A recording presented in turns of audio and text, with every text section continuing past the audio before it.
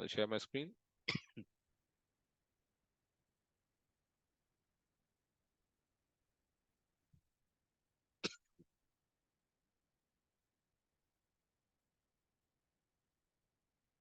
I think this is where we were. Excuse me.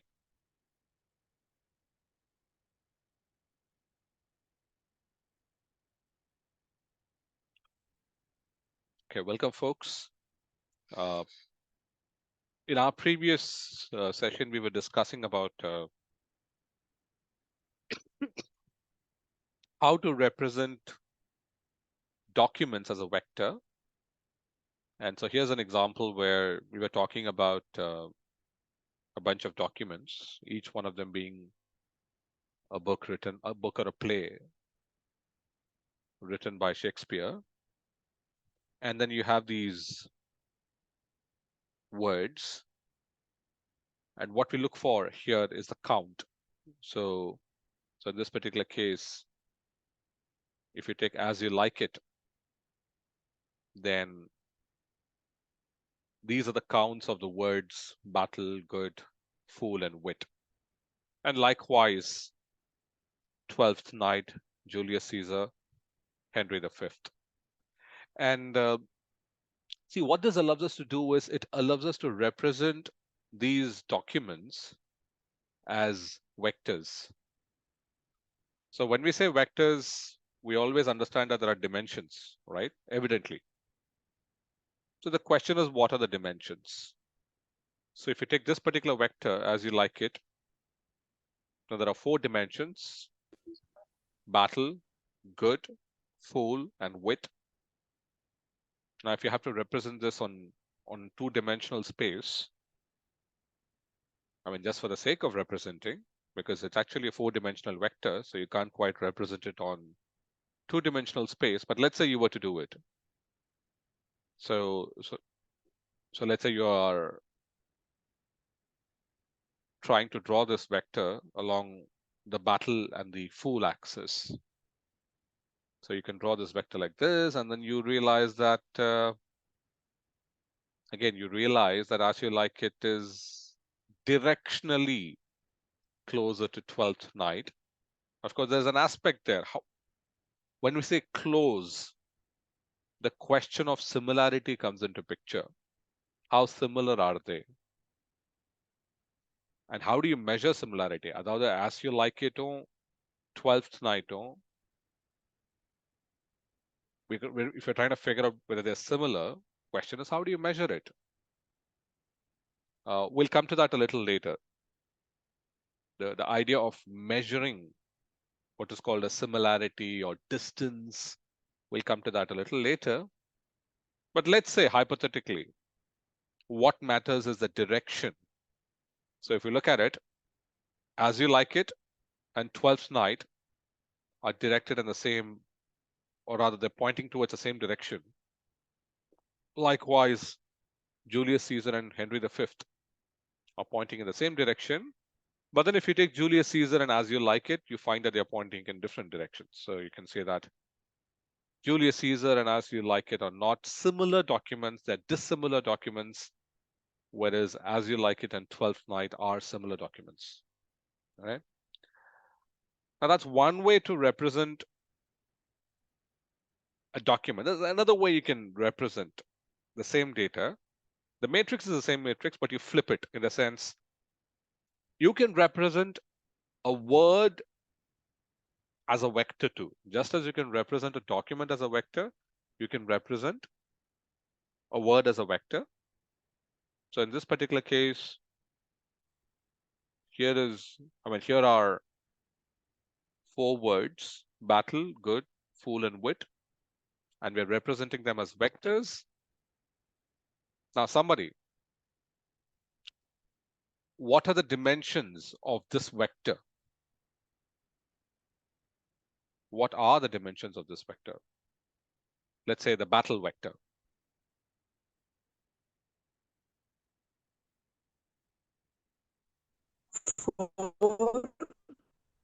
As always, Abhinav, your internet is poor. I can't hear you. I thought it was Abhinav, by the way. I'm guessing it. Otherwise, others, anyone else? The four documents. That's four. 4 documents, exactly. So which means one dimension is as you like it, another dimension is 12th night, the third dimension is Julius Caesar, the fourth dimension is Henry V. All right. So same matrix, you can look at it from 2 perspectives. You can create a document vector. You can also create a row vector. Okay. So this was a term document matrix. Now let's look at another kind of matrix. Of course, we'll come to, okay, we'll finish this before we get to the other matrix. So one use of the term document matrix is for finding similar documents for the task of information retrieval. We'll do a case study where we take this particular aspect, information retrieval, as a separate aspect, and we'll talk about how we can use all this to do information retrieval. I'll give an example, folks, what I mean by that. So let's say I'm running a query. So I have a bunch of documents. Let's say the internet is a good example. Thousands and thousands of documents on the internet. I run a query. The query and the query looks something like this. Pull all documents where the following words figure simultaneously, right? Say Vijay and then Rajesh, right? And that's my query. Vijay and Rajesh. I'm using the word and, all right? Now, some of you, if not some, pretty much all of you would have worked on databases. So if I have to run this query where I have to pull documents where Vijay and Rajesh occurs, how would it work? Can somebody help me with explaining how do you think it'll work? How would it go about retrieving? Keep it simple. I don't want to make it complex. Just keep it simple. How do you think it'll retrieve documents from the internet where, I mean, the query is simple. It looks for, I mean, it's seeking documents where Vijay and Rajesh, the words occur in the document. So how do you think it would go about retrieving documents from the internet?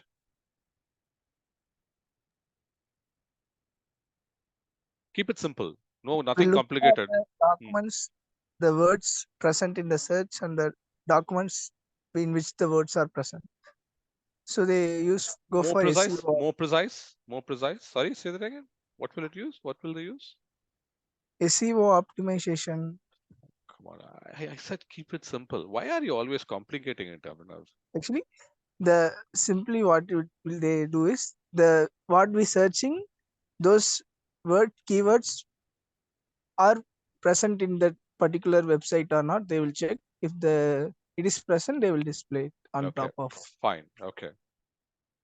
Now, Vijay and Rajesh. So when you say they'll look for those keywords, so there is one document where I have the word Vijay in the document, but I don't have Rajesh. Would the document pop up?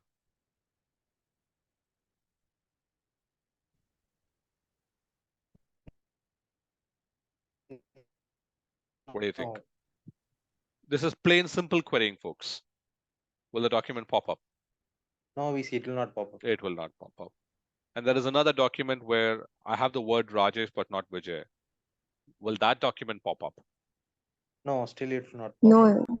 Absolutely. It will not pop up, correct? So which means only those documents where the words Vijay and Rajesh occur in the document, both words, of course, will pop up, correct? Now it's like a hit or miss. This is called as a Boolean search. Why is it Boolean? What does it do? It checks whether the word Vijay exists. It checks whether the word Rajesh exists. But my query wants the occurrence of both Vijay and Rajesh to exist in the document. So it does a Boolean and then if that matches, only then the document gets pulled out. Now, I'm pretty sure the internet doesn't work that way, correct? So the question is, if I type a query, is there a way for me to identify documents that matches my query? Or is there a way for me to identify documents that are similar to the query? And if there are, then what I'll do is I'll try to pick all those documents that match or are similar to the query that I have given. So the query could be like a sentence. I can say, I want all documents where I find the words Vijay and Rajesh, something like that. All right. That's just like a human text. So what will I do? I have a human text. I have a text with me. Think of that like that's a query in itself. And then I have documents. And then I do a similarity check where I try to figure out, okay, here are 10 documents, D1, D2, D3, all the way up to D10. I'm just checking whether D1 is more similar to the query, D2 is more similar to the query, so on and so forth. And finally, what do you see on the internet? Let's say there are some 500 documents that are close. What do you see? What shows up on your page?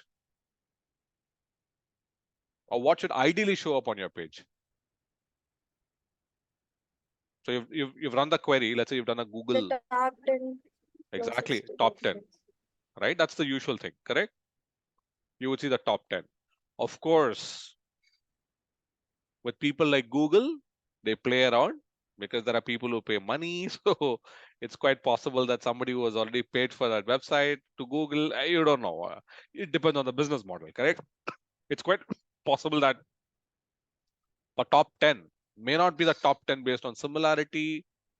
Maybe money plays a role. We don't know. Okay. But yes, if there is no role for money, if it is purely tech that is driving it, then as Kyle said, the top 10 would pop up. And let me ask this question. What do you think would be the first document that would pop up? I mean, that you would see? The one with lower similarity or the one with a higher similarity? The one with highest. One with the highest. Absolutely correct. The one with a higher similarity is what you would see on right on top. Okay. Now, so all that we're doing here is a nice case study. Okay. So in fact, it's something that we'll do in a little bit more detail because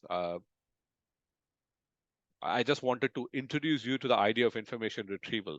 So you can actually do a nice little project where you can have a bunch of documents, say one history, another geography, another philosophy, another physics, say a variety of documents.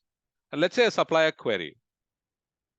Let's say my query has, some terms, physics terms and geography terms. Then you're supposed to pull out the physics and the geography document. Something like that. You can just imagine how you can play around with queries and documents. Okay, but that's something that excuse me, we'll discuss as a case study because we'll do that in a little bit more detail.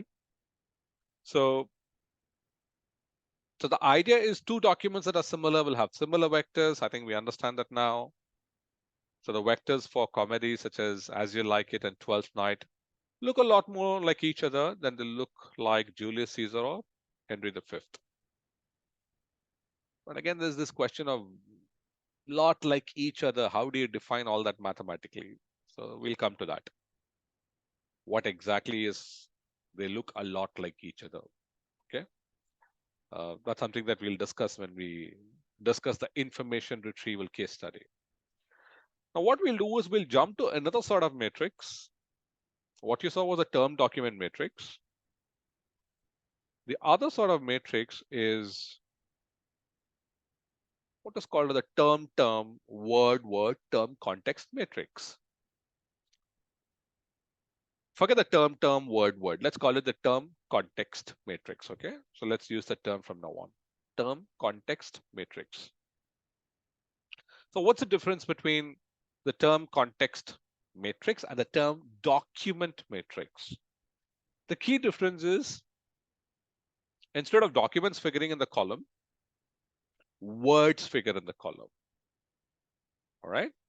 So which means I'll have a bunch of words, say, in the rows. I have a bunch of rows in the columns as well. So it's like saying, I have the word, let me share an Excel. So let's say the word cherry, sorry, and say blossom. I'll put blossom here. And let's say we put a city's name, Coimbatore,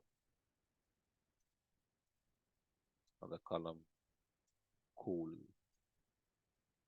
something like that. Okay.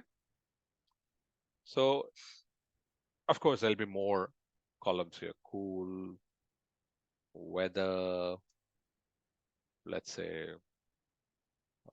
sweet, so on and so forth. Okay. Since I'm from Chennai, let me include Chennai. Hot, muggy, pop, crowded, something like that. Okay.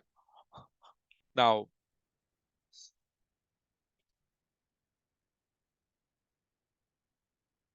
if you go back to term document matrix, where we were discussing, the columns were documents, and of course the rows were words.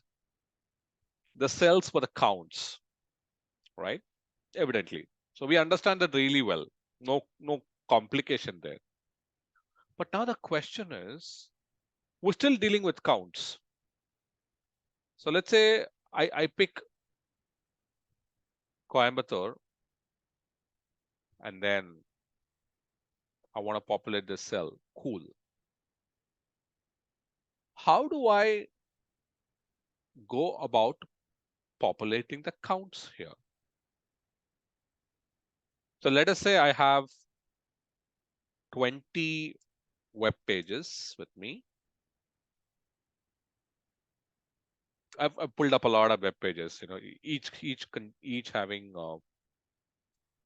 each being a 1,000-word article. Okay, it could be a wiki page, for instance. All right. Now I have 20 pages, so it's like 20 documents. My question is, I want to populate the count against this cell. So it could be a 5, it could be a 10, whatever. But my question is, how do I go about populating the count? What makes sense? Thoughts? Time to wake up.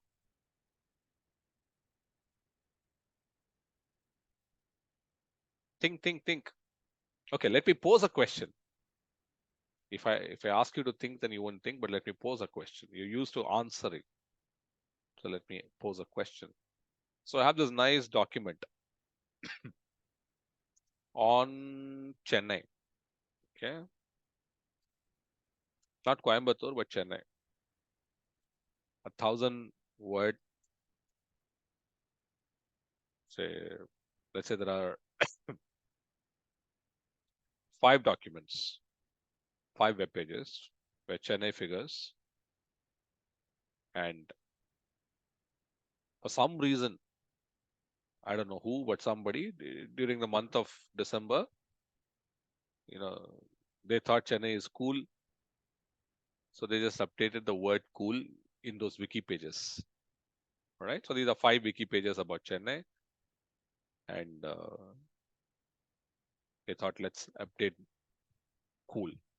So it's like there is Chennai there, and out of nowhere, at the end of the 1,000-worded, 1,000-word document, there is this word cool that figures there. So I search, I see this. Oh wow, there are 5 documents where Chennai and the word cool go together. So this should be 5. Right? Did I do the right thing?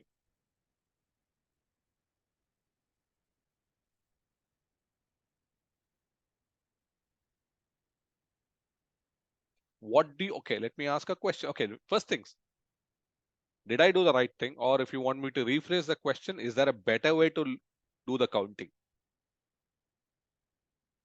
My count was simple. I just looked at the document. I found Chennai somewhere in the document. I found cool somewhere in the document. Tung, the bell rang. So the count increased. And I got a count of 5. My question is that the right way to do it?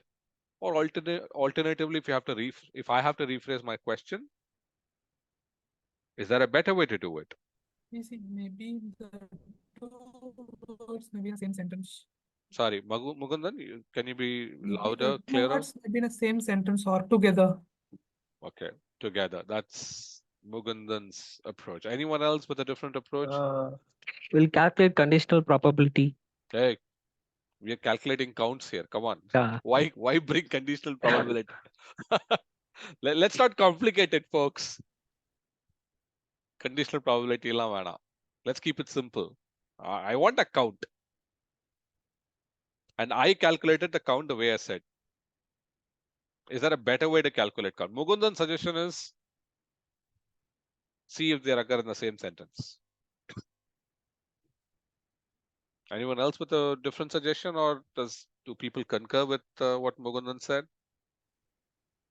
We see we can check like how many times cool has appeared against the total number of words in each document. But the question is, I want to populate this cell. Okay. Which means the association between Chennai and cool matters, isn't it? Right? Because I'm just populating this cell. See, Mukundan actually comes close in a way, because what he's saying is, sorry, who is that? Yeah, like cool and Chennai occurring together. Yeah, again, the question, yeah, Mukundan also said the same thing, occurring in the same sentence, right? So one way to tackle this is, they're right, but we need to define it a bit precisely. So what we need is something like a window. It's like, if I have the word Chennai, I'll probably look at 2 words to the left and 2 words to the right. That's my window. Okay, so the window is 2. And I'll see if I get the word cool. If I manage to grab the word cool, two words to the left of Chennai and 2 words to the right of Chennai, then I add the count, right? Of course, nobody is going to do this. Cool, Chennai, cool.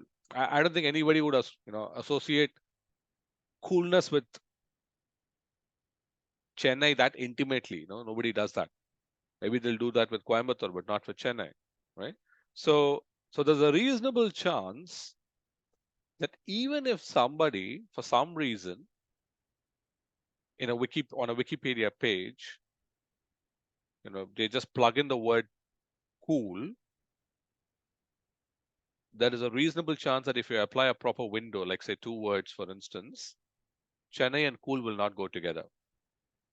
Okay. So that's the typical strategy adopted. Of course, the next question, how do we decide what is a window? That's of course up to us. You can decide the window to be 2 words, it can be 3 words, it can be 4 words. This is like one of those hyperparameters, the one that we'll feed into the model. We'll have to take a call, what we think is appropriate. All right. And that depends upon the language too, right? How words come together in a language. So that also matters. So going back to the presentation, so columns are labeled by words rather than documents. The matrices of dimensionality V cross V. Think of this as V. Forget the modular sign there. The symbol there doesn't quite mean much. It's V cross V.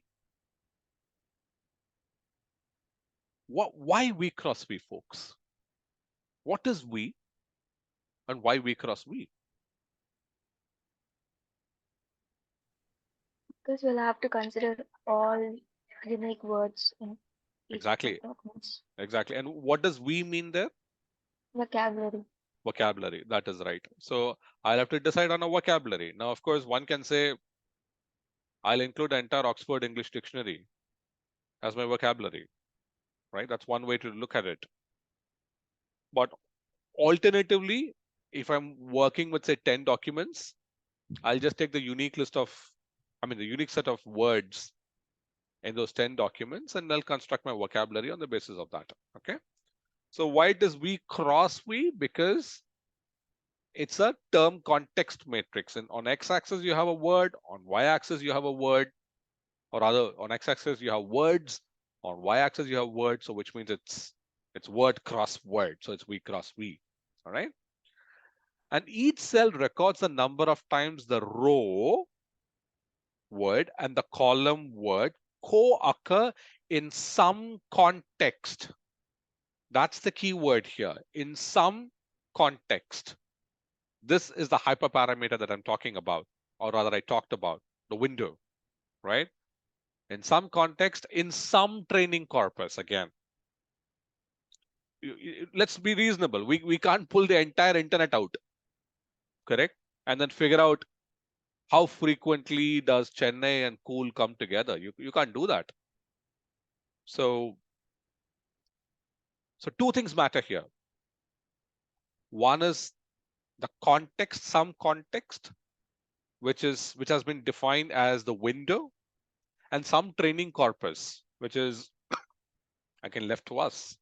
You can take 20 documents from the internet, maybe from the Wikipedia, and then that becomes our training corpus. Okay. Now we'll have to precisely define what is a context. Right, let me just go to the pointer. All right. It could be the document, it could be any document for that matter, which means if you have 20 documents, it could be the entire document. So this is where I started the discussion. I said, look, I'll take the entire document and that's my context. So which means the entire wiki page is my context. So if some somebody chose to add the word cool to that wiki page, maybe at the end of the document for whatever reasons, I will still consider that as a as a context, because I've defined the context to be the entire document. Okay. But practically, it doesn't make much sense. So it is common to use smaller contexts, generally a window around the word. For example, 4 words to the left and 4 words to the right. The cell represents the number of times the column word. Okay, this is the definition, folks. Okay, the cell represents the number of times the column word occurs in such a plus or minus 4 word window around the row word. Okay, so if the row word is cherry, then if the column word is say pie, okay, Now, these are 4 documents here. Think of each row as one document. We're trivializing it, okay? So the row word is cherry, the column word is pie. So can you tell me what the count is given this rule? Just go through this document, folks, or other documents in plural. Row One. word is cherry, column word is pie. Sorry, somebody One. said 1. Yeah, that's right. One. 1, correct. Row word is strawberry, column word is pie. Two. 2, because there's a pie here and a pie here. Remember, folks, the key thing here is plus or minus 4 words. Forget the full stops. Don't worry about it. Let's say you remove all the full stops. Doesn't add much value. Okay, we're not generating sentences, so which means we don't need those full stops. So 4 words. So I don't know what that means. Rhubarb or whatever it is. Rhubarb pie, apple pie. So of course, this pie and this pie, they figure within 4 words to the right of strawberry. Okay. So, so here's an example of how a typical term context matrix will look. So cherry and computer evidently won't go together, isn't it? You know, even if you have a big corpus, you're not going to see computer and cherry coming close to each other unless the person who's working on the computer is eating cherries, maybe, and probably wrote it on the internet that I was eating cherries while typing on a computer, something like that, right? In that case, that will pop up. But then things like digital and computer, digital and data, and likewise cherry and pie, cherry and sugar, they go together, isn't it? Right? Evidently. So this is from a from a piece of work that has been done. So in 2015, somebody wrote a paper. It had all this information. They took the entire Wikipedia corpus and then they figured it out. How frequently does a digital and computer come together, so on and so forth. Okay. Now, I have a question. I say, of course, okay, let's finish the vector bit now before we proceed. So now I can represent the cherry vector, as a vector in these dimensions: aardvark, computer, data, result, pi, sugar, so on and so forth. Okay, I can choose to represent it that way. Likewise, I can represent the strawberry vector in the following dimensions: aardvark, computer, data, so on and so forth. Likewise, the digital vector and the information vector. So let's say I'm plotting the digital vector and the information vector. And of course, there are multiple dimensions here. We already see 1, 2, 3, 4, 5, 6 dimensions: aardvark, computer, data, result, pi, and sugar. But for the sake of discussion, let's say we're just plotting it in 2 dimensions: data and computer. So you can evidently see that digital and information directionally are pointing in the same direction. Okay. Now,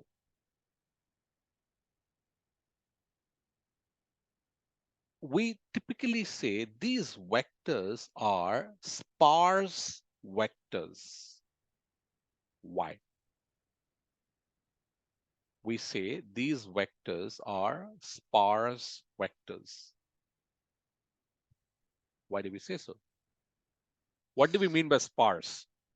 Google it up, folks. Most of the elements are zero. Ah, okay. Why they are 0? Kyle, I want someone else to answer, not you. So Kyle says, okay, first Google up what is sparse. SPARSE. That's the word. We say these vectors, cherry, strawberry, digital information, etc., are sparse vectors. The question is, why are these vectors called sparse vectors? The first things first, Google up What is sparse?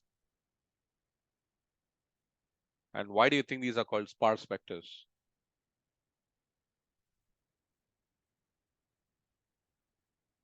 Anyone apart from Kyle?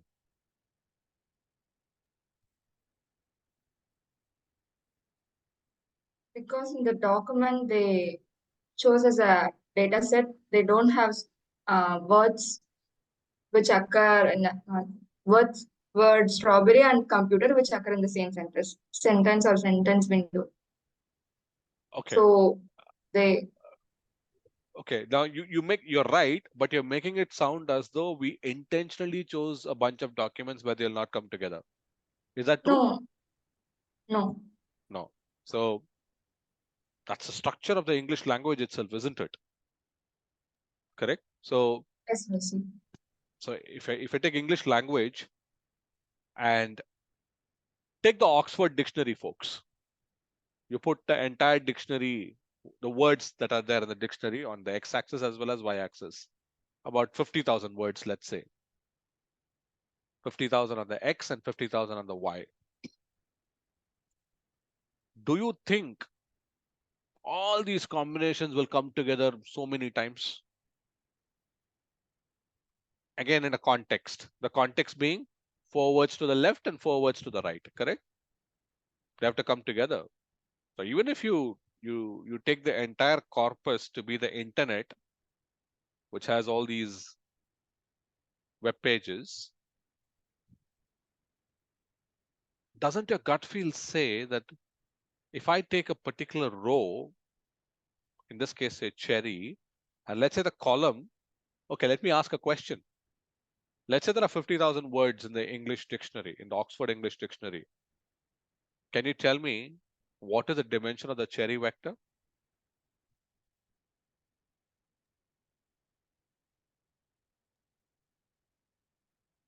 Fifty thousand words in the Oxford.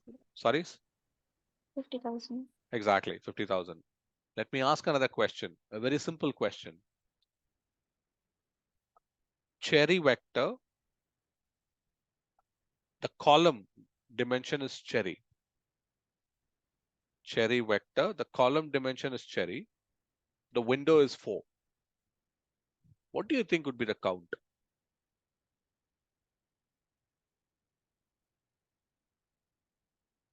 Take a guess, folks. Of course, we don't know what's the exact count, but what Total is your number of cherry, the word cherry. well, think. The row is cherry, and the column is also cherry. Of course, there are 50,000 columns. I'm just picking one column. So instead of aardvark, let's say this were to be cherry. My question is, take a guess as to what this number would be, assuming the window is 4 words.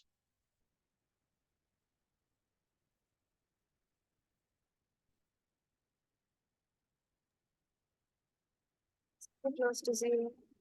Exactly. Why? Yes, cherry and cherry will not mostly occur together. Okay, wait. Let somebody. I didn't realize that it was you. Someone, folks. Someone else. Because we're checking for words to co-occur Okay. in cherry and cherry doesn't come one Exactly. after another. This is true for most words, isn't it? Will sugar and sugar come together? I don't think so, right? Do you think sugar and sugar will come together in an 8-word window? I don't think that happens so frequently, right? So the fact is, even something as trivial as if I take one word against a row and I look for the same word in the column, I'll find the count to be 0. So now the question is, what is a sparse vector? So first thing, what's a sparse vector? Why is it called a sparse vector? It both means the same thing. I'm asking one question. What is a sparse vector?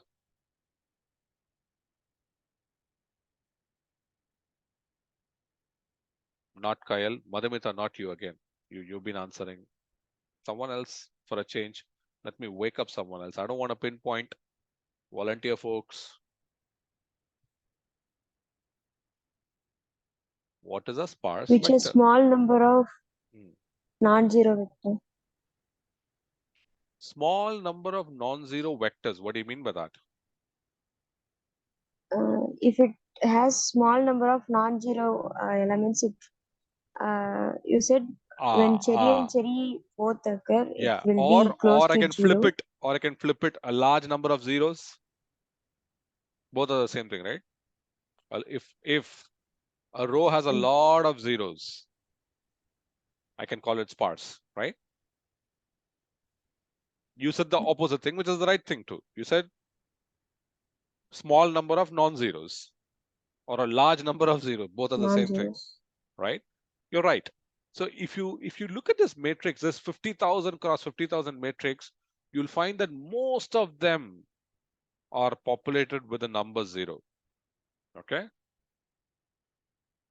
Now, I know some of you may not be in a position to handle this because you didn't attend some of the earlier sessions. Now that begs the question, do we actually need to represent these words, say cherry, in 50,000 dimensions? Do we need to do that? Given that the entire, this entire matrix is a sparse matrix. What alternative do we have? No. We have to take the eigenvalues and we can do something like that. So one thing we can do is we can do dimensionality reduction, isn't it? Correct? Yeah, exactly. So instead of That's the word I was 50,000 dimensions, we can reduce the number of dimensions, right? So it reminds us of PCA and SBD, correct? So it is possible to do a PCA analysis and a SBD analysis on this matrix and then reduce the number of dimensions and yet retain the information that is there in the matrix. It's possible to do that. Okay. We're not doing that, but I'm just telling you that dimensionality reduction is possible. And one way to do that, the PCA SVD, set that aside, is the word to vect algorithm. What the word to vect algorithm does is it attempts to reduce this dimensionality, this say 50,000 dimensions that we see here to smaller set of dimensions that we can work with. Okay, we'll do that once we understand that algorithm really well. We still aren't in a position to understand that well. We're still working on it. So hopefully once we understand it well, we'll do that algorithm in more detail.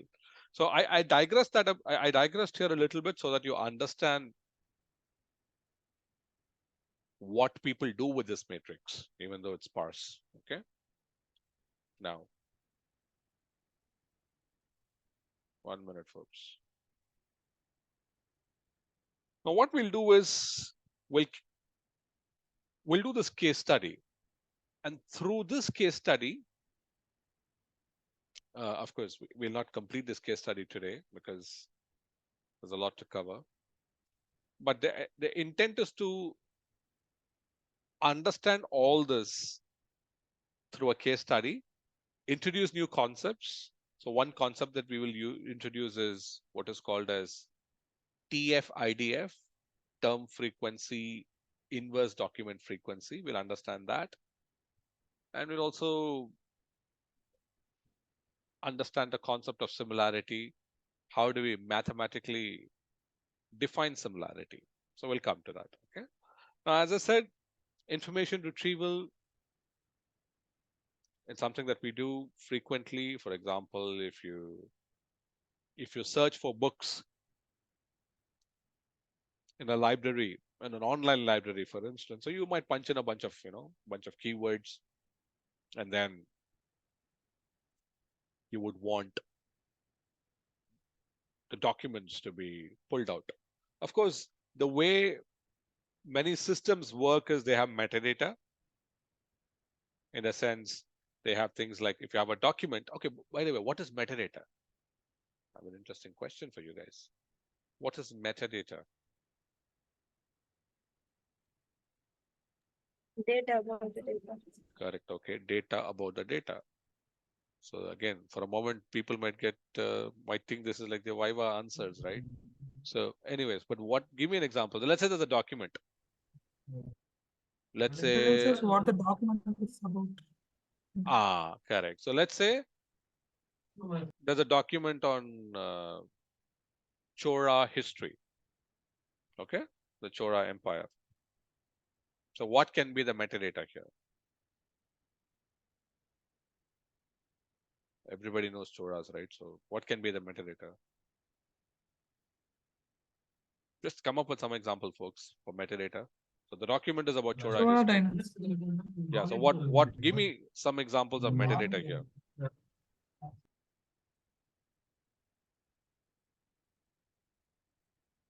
Sorry. Some keywords. The keywords maybe metadata. Chora Their dynasty. flag symbol, The regions they occupied. Like that. Okay, fine. their Regions. flag symbol. Okay, even flags. But if you're talking of words, then maybe the author of the document that can be part of the metadata, right? The region, so something like Tamilagam can figure there, so on and so forth, right? So one thing one can do is, from an information retrieval perspective, if I have the metadata with me, and if I have a query that searches for documents, then I can try to match my query with the metadata. And if there is an exact match, then that's a Boolean match, isn't it? Remember, an exact match is a Boolean match, which means if I plug in the word, say, Tamilagam in the query, and if Tamilagam figures in the metadata, then there'll be an exact match and the document gets pulled out. But then, if for some reason Tamilagam is not part of the metadata,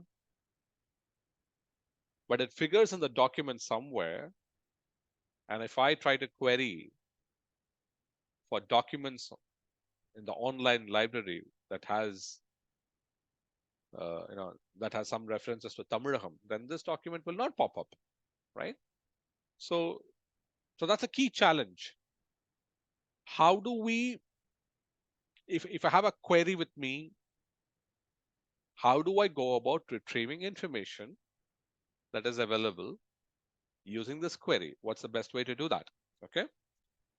And you would be surprised, maybe surprised again, that whatever we learned so far, the term document matrix is extremely useful. And of course, we'll improvise a little bit on top of that. Okay. So this whole idea is what is called as ranked retrieval.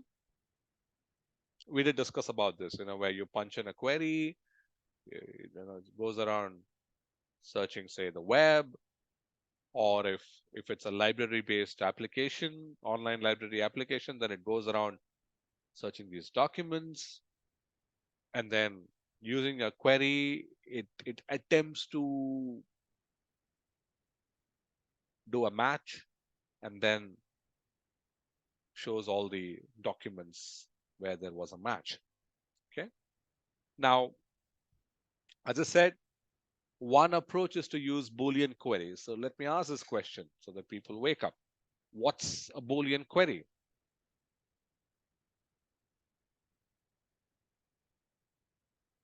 Maybe it returns true if information is found for the query. Sorry, louder please, or clearer please. I didn't quite get you. Maybe it may return true when the queries information for the query is found, or else false. Information for query is found. What do you mean by information? Maybe a solution for the query, the data which we are looking for the query. Can you give me an example? For example, if you are searching for a Chora dynasty, and if it finds some web pages related to Chora dynasty, it can return one. And be very careful there. You're making a vague statement. If it finds a web page related to, how does it do that? finding similarities and Again, you're using the word similarity. Do we have concepts of similarity when it comes to Boolean queries? How will it look like?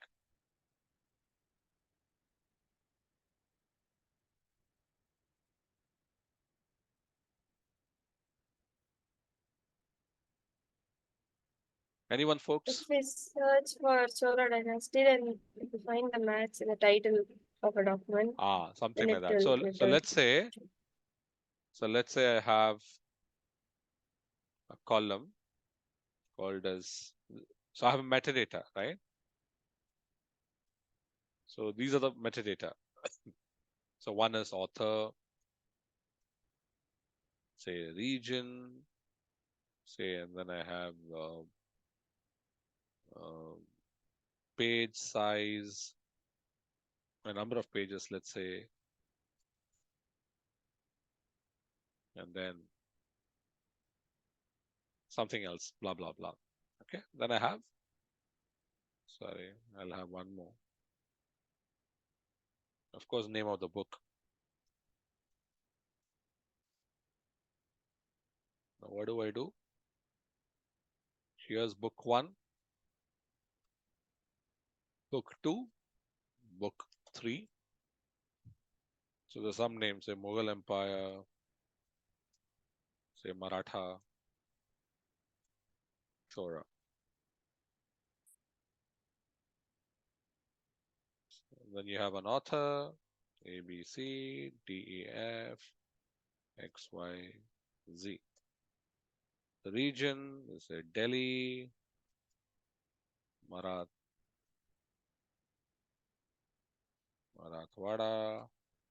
Tamil. Okay. Now, and let's say I also have the dynasty here.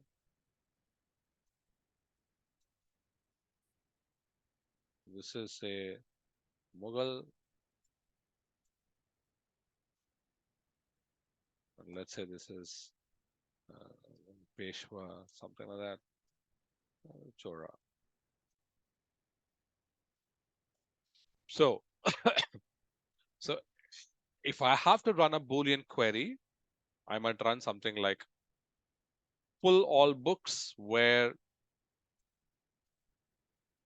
I don't know, maybe book name is equal to Chora or author, because I don't know what the query actually means. So let's say is equal to Chora, something like this. The dynasty is equal to Chora.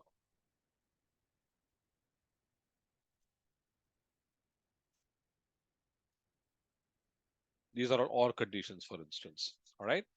So here I will pull the book that matches this condition. So which is why we call this as a Boolean query. Now tell me, what's the problem with Boolean queries?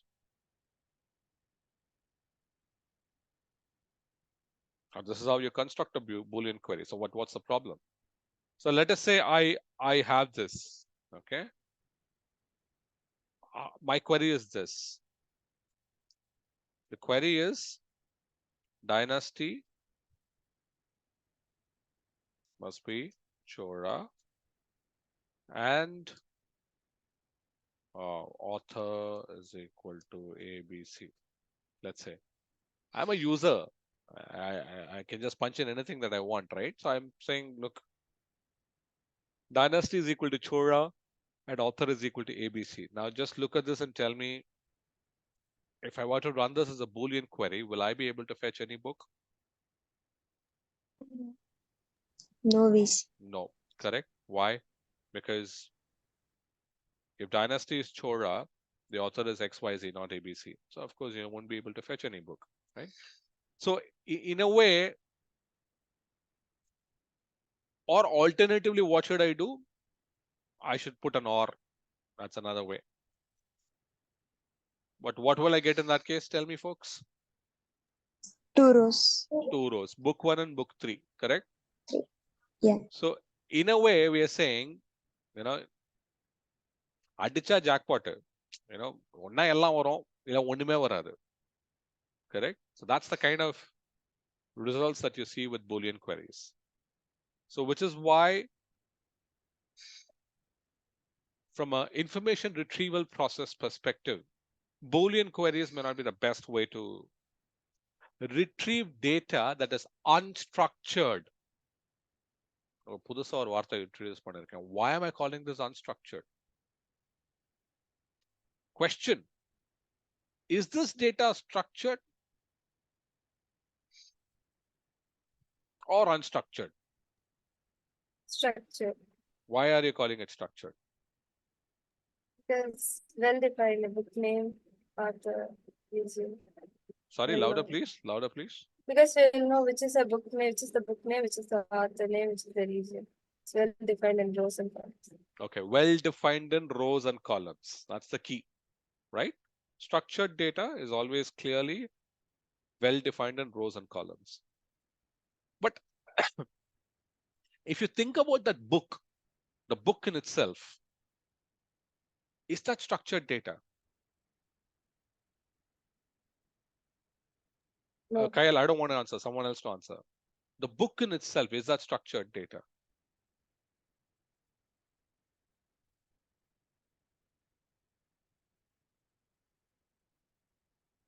Think, folks, it's extremely important. People are reading stuff like big data and whatnot. At the least, you need to know what structured data and what unstructured data is. Is the book in itself, the contents of the book, let me be more precise, the contents of the book, is that structured or unstructured data? It's unstructured data. Correct. Why? Why? In book, it will not be defined which line refer to which meaning. Think and tell me. Like a sentence may have any format like subject verb agreement or anything else. Correct. So it does can not have I can't structured format. I can't define that in neat rows and columns, isn't it? The contents of the book. As you rightly pointed out, it can have many sentences, there could be punctuations, there could be so many things. I can dump the content of the whole book in one single place, like a PDF, for instance, but that doesn't mean that it's structured, right? It is still unstructured. So the fact is, when we do information retrieval these days, so earlier, before the internet, we never had that that much, or rather that many, I don't know whether it's a much or a many, but whatever, instances of unstructured data. Data used to be structured, but then with the advent of the internet, and more so with the advent of social media, the volume of unstructured data has increased manifold. So this whole idea of using Boolean queries that depends on data being structured like this doesn't quite work with unstructured data. So you got to have different ways to retrieve data when it is unstructured. Okay.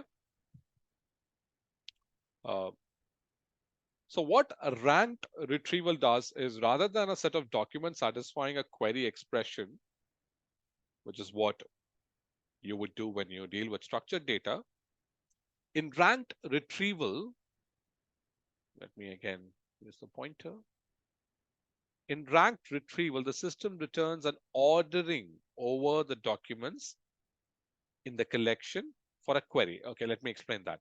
So the system returns, I think that we understand, an ordering. So it gives us an order. And this order is determined by the query. So given the query, you give an order of the documents from a document collection. So the document collection, let's say, is 100,000 documents. Then if you punch in a query, a ranked retrieval would order the documents in a certain way. Of course, how it does that is a question. We'll come to that a little later. And ranked retrieval also believes in the idea that you can supply free text as queries. What do we mean by free text? Anyone? Not Kyle, not the usual suspects. I want to hear a new voice. I'm bored listening to the same people again and again. What's a free text query? Raji, if you want, give it a shot. Unstructured query, that is the query doesn't have any format. Okay, give me an example. For example, I want to search a topic neural network in Geek for Geeks. I can search only neural networks instead of what is neural network or. So is what is neural network? Isn't that free text?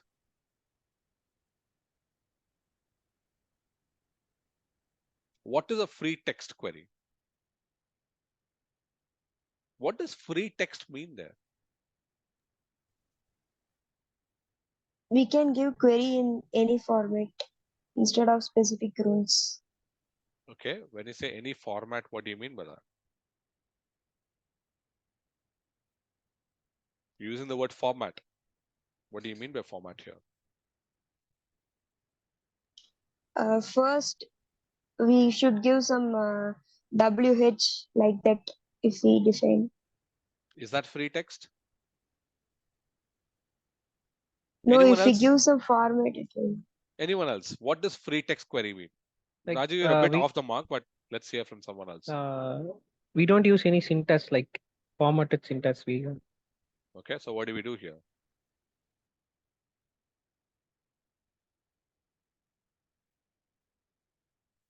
And then you stopped. Go ahead. So go ahead, Rahul.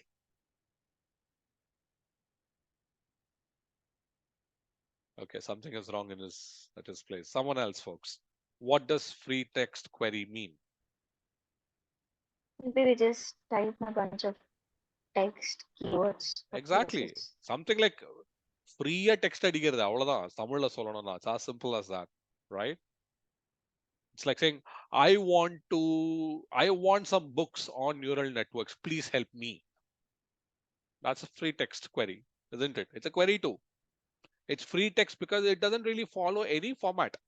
I didn't say uh, where author is equal to and or nothing of that sort. No Boolean expressions there. It's just free text. All right.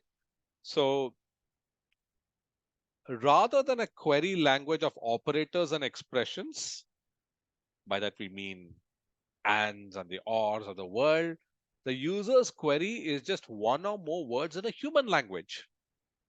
Okay. Feast or a famine, not a problem in ranked retrieval. Why? By a feast, I mean you punch in a query, you get a lot of documents. Famine is one where you don't get anything. We say in a ranked retrieval world, it's neither a feast nor a famine. Why? Whereas in the Boolean world, it's a feast or a famine. Again, why? We did touch upon it, but I want to hear from people.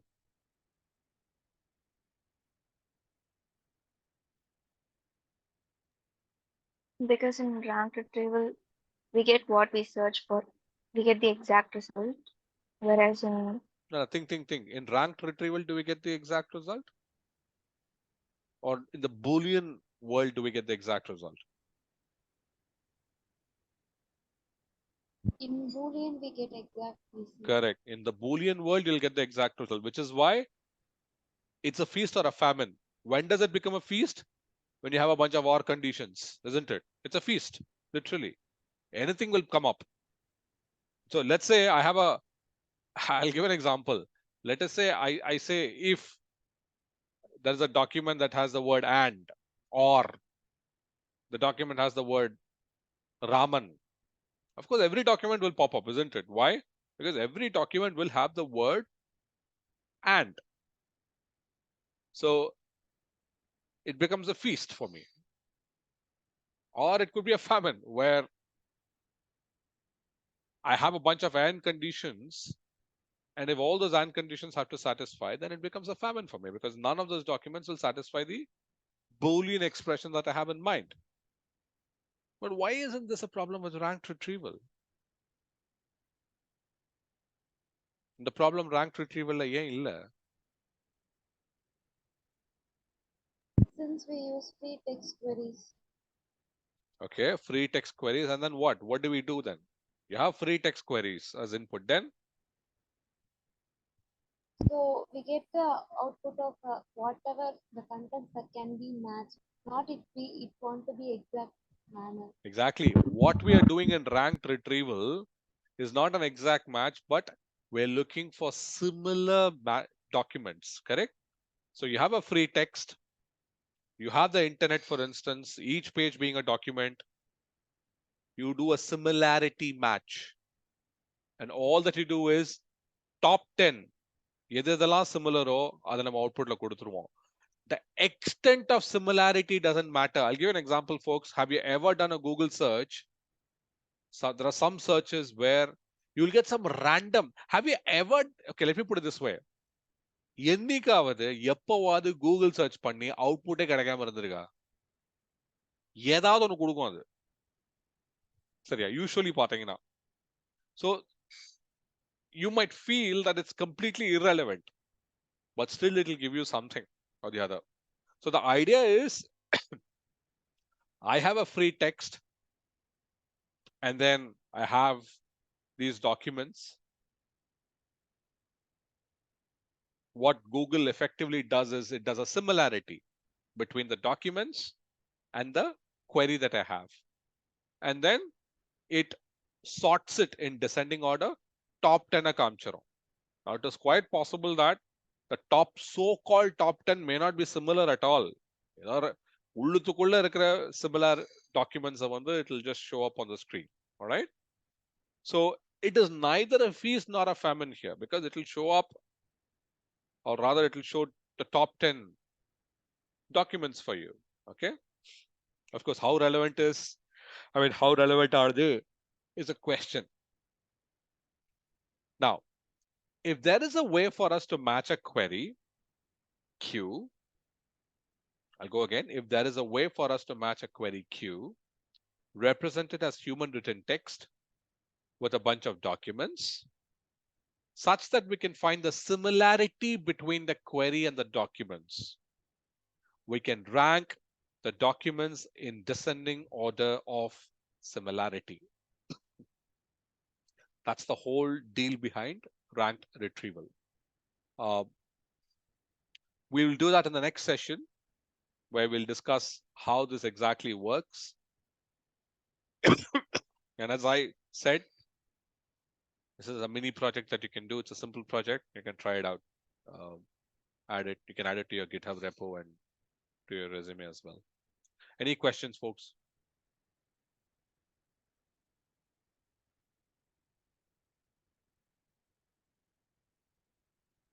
Okay, I would take silence as no. Thank you. Catch you on Friday. Bye.